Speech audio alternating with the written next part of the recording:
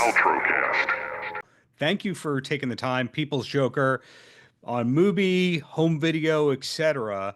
But you also came out with the wedding of Vera Drew and the Joker, as well as the short film. So when did you actually wrap all the different parts of this project? Oh gosh, I mean, the movie was done. The movie's been done a couple times. Um, I had a cut that we screened at TIFF in 2022, and Hmm. that was a version that I had finished like right before getting in the car to go to the airport and premiere it. Um, I had another cut, a festival version that was finished in 2023.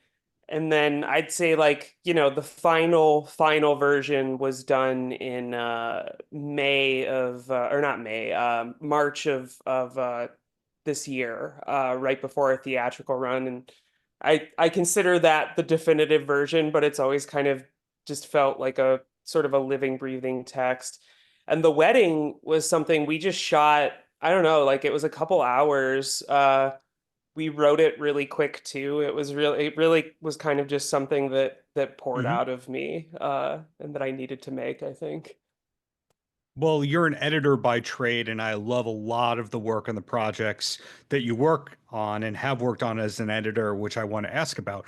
But is it difficult for you to be a director and an editor at the same time?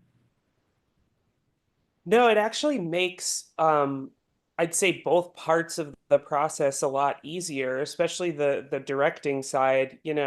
I think like the reason I can shoot stuff um so fast and generally like the People's Joker was shot in 5 days, which is only possible because I'm an editor and I knew exactly what kind of coverage I needed and what kind of shots I needed. Hmm. um I think generally like nowadays people really do a lot of experimenting on set when it comes to like coverage and stuff, and I don't really feel the need to do that because I kind of see the end result. There's a little bit that happens, but for the most part, like I'm already kind of seeing the end result. And then in many ways, like the movie was kind of edited before we ever even shot it. Hmm. It's interesting that you were able to do that in 5 days when you were a director, writer, editor, star, and at the same time were able to get those cameos between Bob and Tim and Maria and Scott and all that. That I thought getting those cameos would have extended to 10 to 15 days. It's so in other words, it Oh, sounds like you were yeah. very lucky with everyone's scheduling. Definitely. And some of the voice actors and stuff, like those were things that we got like later down the road. But yeah, I mean everything was still pretty quick. I mean Bob Odenkirk's voiceover takes was just like, I'm pretty sure he recorded it on his phone and just like sent it to me like while he was like between, setups on Lucky Hank, I think he was working on at the time. And I know like my voiceover session with Tim was like also pretty quick, like I'd say like a half hour. Like he's somebody that and it's one of the things I like about him is he really does he likes to move fast, and I'm kind of the opinion too that like uh the comedy killer is doing too many takes. Like you got to kind of keep it fresh, and yeah, working with Maria was just a dream. She's like one of my favorite comedians of all time, and she was just really game to play Lauren Michaels in a way that I was really nervous just because like I think a lot of people really do hold SNL very sacred, but she was really down to tear him a new one. And I think the only thing she didn't want to say was that, because originally as scripted, we had Lauren say, I don't know why the show is always so bad. Our writers are so good. And Maria said, I don't want to say that the show is bad. I want to just say that it's uneven because that's actually how I feel. And I was like, oh, that's actually like a better version of the line anyway, because that really is the problem, like the show's just very uneven and the sketches are too long. There's a lot of talented people that work on it. So yeah, she Yeah, was well, really game. to Everybody, I rudely, think, rudely, rudely interrupt you. I mean, Bob Odenkirk, oh yeah. one of his first gigs was as an SNL writer, and there's so many Yeah. people like Tim Robinson who you've worked with, where the best work that they did in their career was definitely not on Saturday Night Live. They got good, arguably, after they left Saturday Night Live. Yeah, absolutely. I mean, like I think that's the thing that's cool about just yeah, I mean Bob being involved with it I was something that I was nervous about it for that reason. Would he be game? But like I think like everybody who's like kind of been around comedy for a while just kind of has a lot of the same complaints. So all of us kind of needed to I think process the story, part of the story that's being told in this movie. Well, congratulations on all that. And if you're ready for more compliments, are you still taking compliments or you're maxed out for the day? Oh, I just started, so lay them on me. Okay. So when it comes to the pandemic, all everyone seems to remember is the TV shows that they were watching. And the first show that I remember watching from the pandemic was Beef House, which you edited. Hell And yeah. that's yet another absolutely show where you helped to give it that great comedic timing. Beef House, was that a pleasurable experience for you work-wise, aside from it, being neglected due to world current events? Beef House was the best job I ever had. Like I got to be I was in the writer's room for that. I also directed a few of the episodes and got to like hang out on set and really kind of oversee the production with Tim and Eric. So it was a space where I got to learn so much and working with Ron Oster and Ben Hur and Tennessee Luke, like just like the sweetest guys ever. Like it was so fun just showing up to set every day and just like hanging out with all these old men.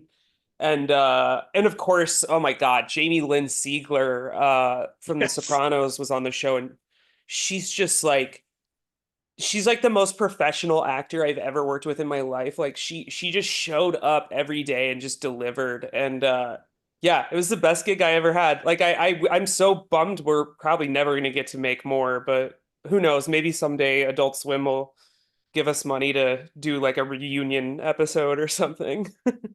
I've one script question because a recurring joke in that series is something that my wife and I say a lot, which is referring to Rob Zombie as Bobby Zombie. Was that an improvised kind of thing, or was that properly scripted? I'm pretty sure that was just something Tim riffed on set. I mean, like that's what's so fun about working with those guys is like, the scripts are especially on that show, like I'd say more so than a lot of the stuff that I had done, it absolutely like the scripts were really tight and there was like jokes and like we weren't like just like working off of an outline kind of like we do in like on cinema and stuff, but like there's just so much room for play and discovery and like it really is. I mean, I think the hardest part of that job was not like just howling and laugh like with laughter behind Video Village. Like I ruined so many takes just from like all the improv and stuff that was going on set. And And in term, Ron Oster too, like so much of his character in that show is just stuff he's doing in the moment. And that was because he just couldn't remember his lines. He had a lot of lines and couldn't remember them all. So he really had to rely on his improv instincts as well. And it was fun to watch. one more Beef House question, then I'll bring it back to you, and then we'll wrap. And that Beef House question is: are my eyes correct that that was the same house set as Too Many Cooks? It was not. No, we built that set in our like primary. inspiration was Crate and Barrel catalogs. Like I think the idea was kind of like we wanted it to feel we wanted it to feel like Eric's wife, like Megan, had made this like dream house. Um and like it really it was so crazy like showing up and like walking into set like the first day like when we had like the walls all up and stuff. And then of course like spraying the entire set with fake diarrhea was just very cathartic. It's very cathartic to spray Crate and Barrel catalog with poop. Like it was that was probably the best day of my professional life. One of the more embarrassing moments of my professional life though was I remember uh that was the same day we wrapped Jamie because I think the last thing we shot with her was her interrogation with Tim. And like we wrapped, we all applauded for her, and I went up to her and thanked her for being a part of it. And I was like, hey, if you want to stick around, we're gonna be blasting Tennessee with diarrhea on set later if you want to watch. And she just said, no, thanks, I'm fine. And that was the last interaction we've had. And I'm praying to God that I get to talk to her again because I don't want that to be the last thing that I said to Jamie Lynn Sigler. We'll put good karma into the world with all that. Fingers crossed that you get another Yeah. interaction. But back to you and all that. People's Joker, to us, the public, it's a new project because we didn't painstakingly work on it for years. To you, it's a Uh-huh. very old project. Are we allowed to know what's coming next from you, or do we just have to wait for the Hollywood Reporter embargoes to lift? Well, I have a couple things I'm working on because I really wanted to have a few options just because it is so hard to get financing on stuff. But I have Mhm. a horror movie that we're taking out and we're trying to get money for right now that's kind of like a cosmic horror buddy comedy, and that's called Dead Name. And then the other thing I'm turning in a draft of a heist movie, and it's a movie that was in development hell for like over a decade, called My Only Sunshine, and it's the best script I've ever written like read like, and the fact that like I got to like put my hands on it too, and hopefully get to direct it someday is so cool. So it'll probably be one of those or maybe something else. We'll see. I've really been like a writing fiend this past year and have a few other things. So we'll see what happens first. But a lot of movies down on the horizon.